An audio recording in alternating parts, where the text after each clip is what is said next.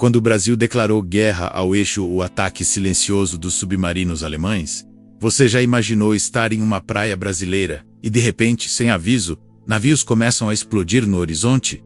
Sem guerra declarada, sem aviso prévio, sem chance de defesa. Essa é uma história que muitos brasileiros nunca ouviram, mas que mudou o rumo da nossa história. O ataque silencioso dos submarinos alemães, os temidos U-Boats, contra navios civis brasileiros. Uma guerra invisível, que começou no fundo do mar e terminou com o Brasil declarando guerra ao eixo na Segunda Guerra Mundial. Em 1942, o Brasil era um país dividido, oficialmente neutro, tentava equilibrar relações com os aliados e o eixo. De um lado, acordos comerciais com a Alemanha e a Itália. Do outro, pressões crescentes dos Estados Unidos, que queriam transformar o Nordeste brasileiro em uma plataforma militar estratégica para os combates na África e Europa. Mas enquanto o governo de Getúlio Vargas jogava xadrez político com potências globais, algo sinistro se movia em silêncio nas profundezas do Atlântico Sul. Submarinos alemães navegavam furtivamente pela costa brasileira, menos invisíveis, impiedosos, e com um alvo bem definido: os navios mercantes do Brasil. E essa não fazia ideia do que estava por vir.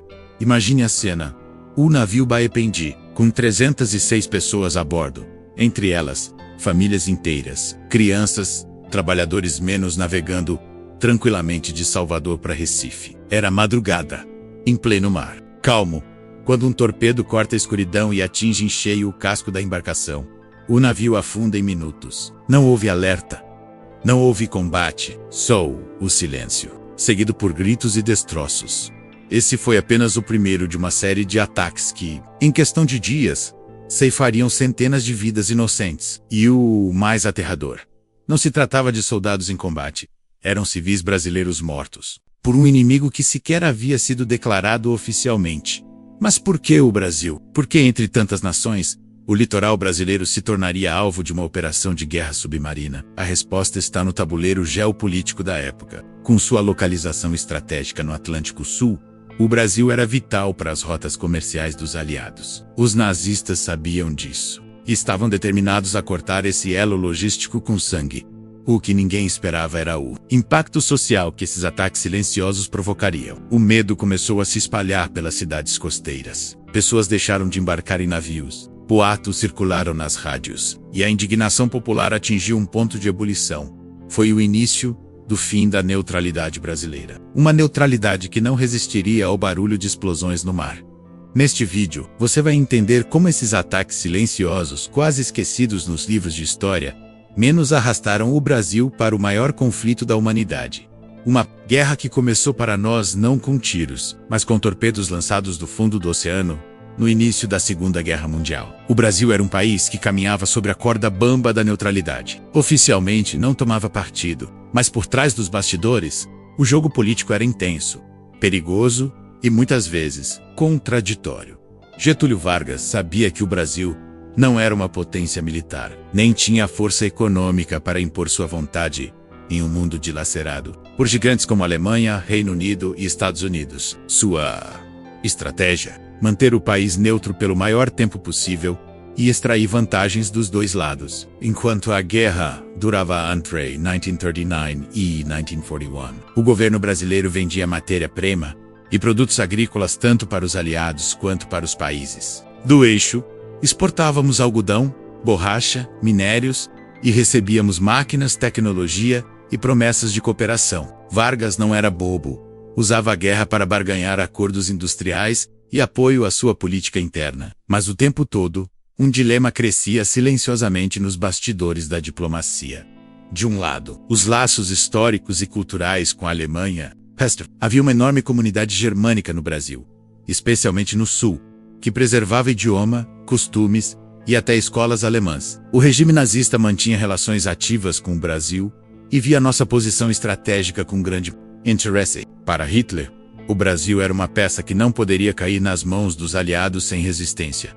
Do outro lado, os Estados Unidos pressionavam cada vez mais. Com a entrada dos americanos na guerra, após o ataque a Pearl Harbor, em dezembro de 1941, o clima ficou tenso. Washington via o Atlântico Sul como um corredor vital para transportar tropas e suprimentos. E o Brasil, com seu extenso litoral e proximidade com a África, era peça-chave no tabuleiro militar aliado.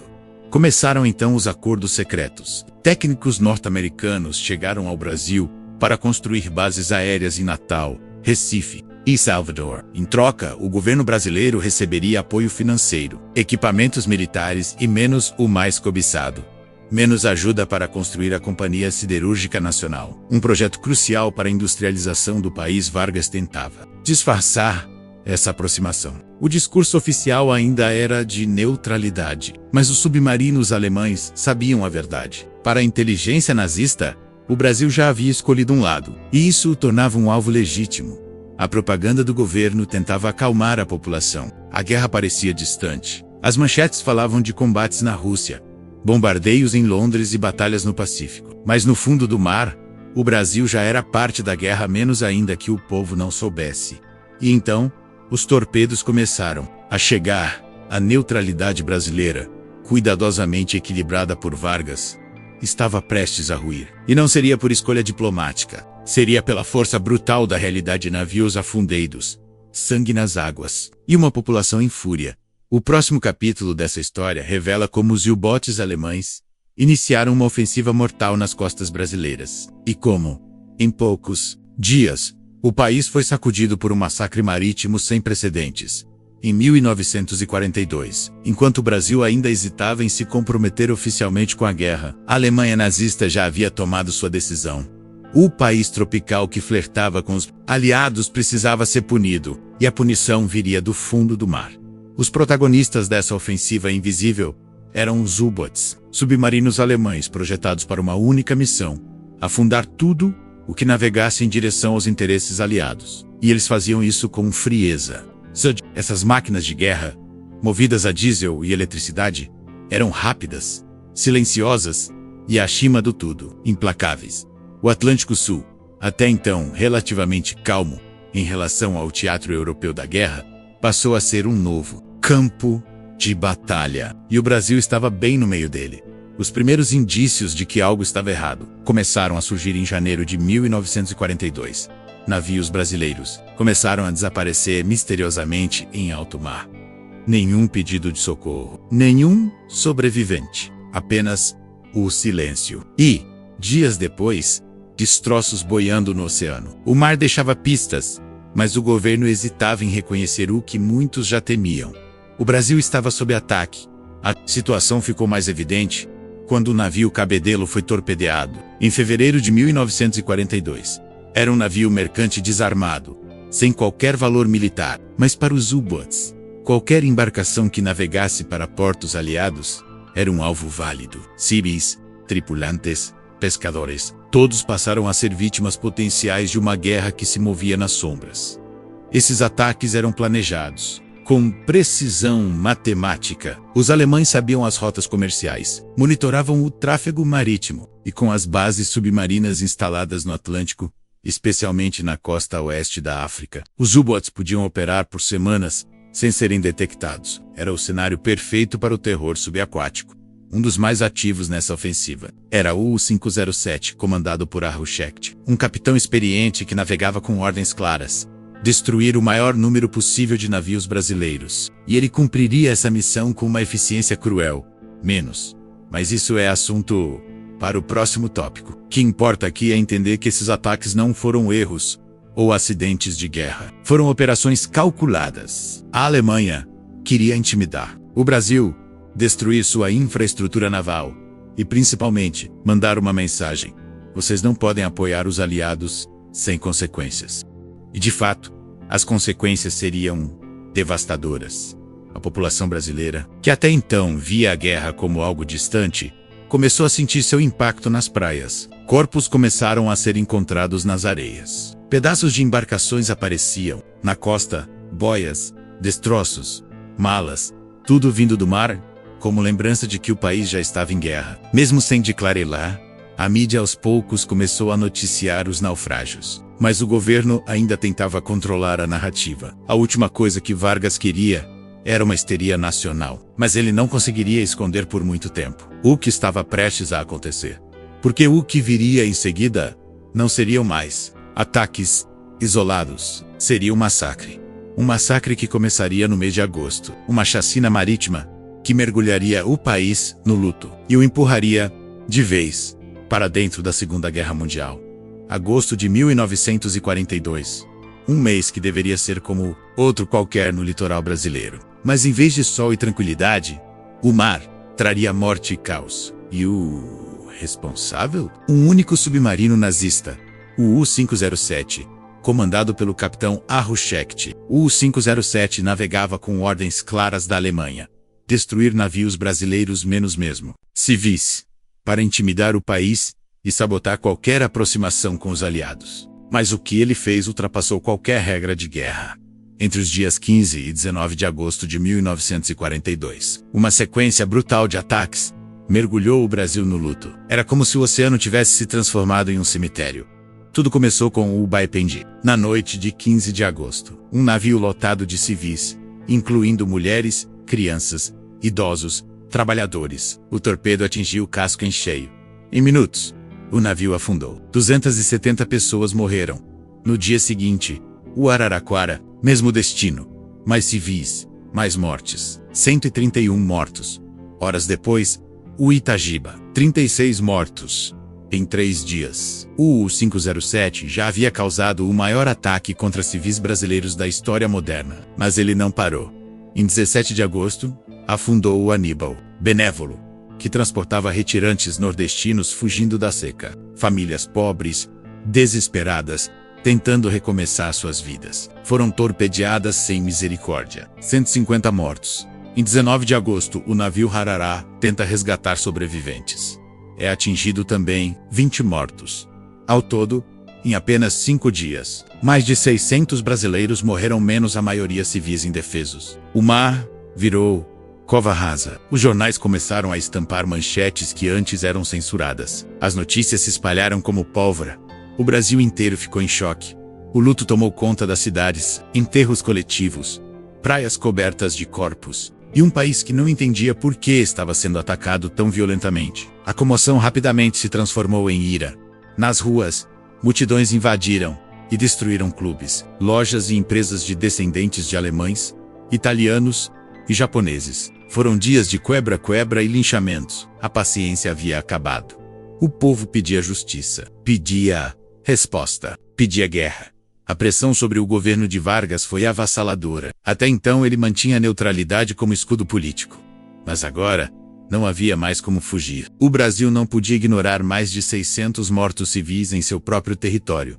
Na manhã de 22 de agosto de 1942, o presidente Getúlio Vargas declarou guerra à Alemanha e à Itália. Era o fim da neutralidade.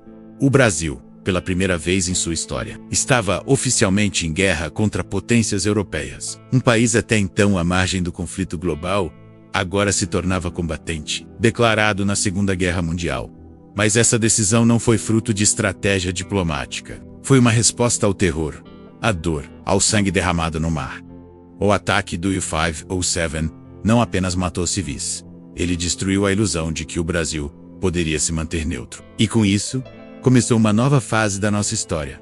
No próximo capítulo, veremos como o povo brasileiro reagiu, como o governo respondeu à pressão, e como o país começou a se preparar para uma guerra que não escolheu, mas que não podia mais evitar. A declaração de guerra feita por Vargas, em 22 de agosto de 1942, foi o estopim de uma transformação sem precedentes no Brasil. De uma hora para outra, um país agrário e mal equipado foi lançado em uma engrenagem Military Global, cercado de alianças, estratégias, tropas estrangeiras e um inimigo feroz. A pergunta agora era: o Brasil estava pronto para guerrear?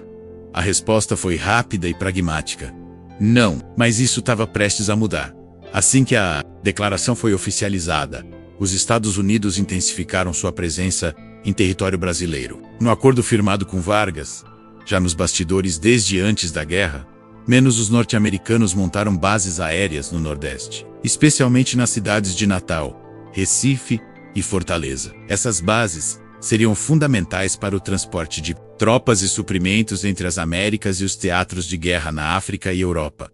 o Nordeste brasileiro se tornou um trampolim da guerra. Militares americanos circulavam pelas ruas. Aviões de guerra cortavam os céus. Construções urgentes transformavam o litoral em um enorme centro logístico. Em paralelo, o governo brasileiro precisava montar sua própria força de combate. E assim nasceu a Força Expedicionária Brasileira FIB. Menos uma tropa especial composta por cerca de 25 mil homens, que seriam enviados diretamente para o fronte europeu.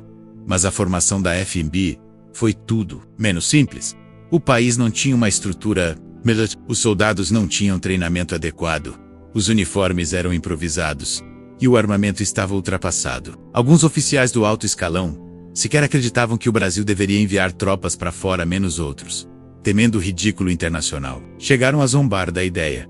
Ainda assim, a pressão interna e o apoio logístico dos Estados Unidos da América fizeram a máquina gerar. O treinamento da FIB começou. Jovens foram recrutados de todos os cantos do país, menos muitos vindos do interior, analfabetos, pobres, sem nunca terem saído de suas cidades, e agora estavam sendo enviados para lutar contra o nazismo. Na Europa, era surreal, mas era real.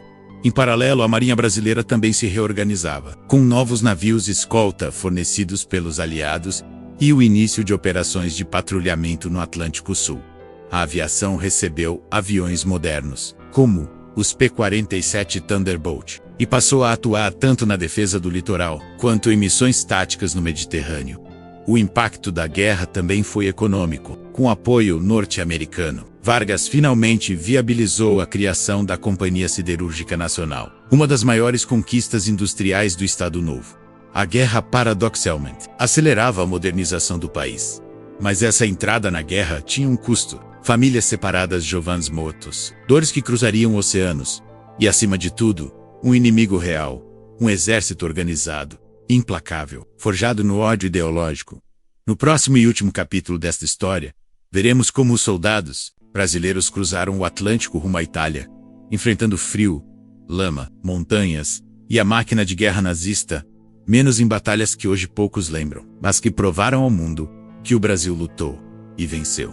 A Segunda Guerra Mundial parece, muitas vezes, um conflito distante para o brasileiro comum, um palco europeu, com soldados americanos, russos e britânicos enfrentando o terror nazista. Mas essa é uma meia-verdade, e talvez a mais perigosa de todas. Porque o Brasil, sim, entrou na guerra, e não foi por vontade política ou ambição territorial. Foi arrastado por uma guerra invisível. Uma guerra que começou nas profundezas do oceano, movida por submarinos que atacavam em silêncio, que explodiam navios civis, e deixavam apenas destroços e corpos nas ondas do Atlântico. Foi assim que a neutralidade brasileira afundou. Não por decreto menos, mas por sangue. Pelo sangue de homens, mulheres e crianças que jamais empunharam armas. Pessoas que não estavam em trincheiras, mas em navios civis, tentando chegar ao próximo porto, ao próximo destino. Mas que, no meio do caminho, encontraram a guerra. A entrada do Brasil no conflito, marcada pelos massacres de agosto de 1942, revelou ao mundo e ao próprio povo brasileiro que o país já fazia parte daquele embate global. Mesmo sem saber, os torpedos alemães não afundaram apenas embarcações. Eles afundaram a ilusão de que o Brasil poderia continuar neutro em um mundo tomado pelo ódio. E assim, com lágrimas e fúria, o país marchou para o fronte.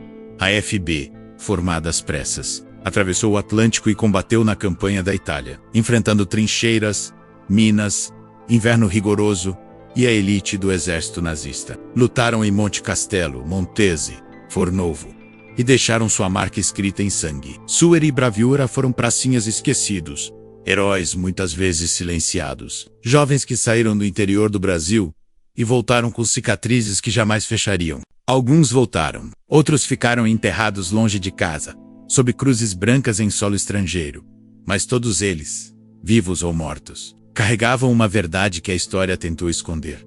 O Brasil lutou, o Brasil sangrou, e o Brasil venceu. Hoje, quando olhamos para trás, não podemos esquecer que essa guerra não começou com canhões nas praias, mas com ataques invisíveis no mar, e que, às vezes, os maiores inimigos são aqueles que agem no silêncio.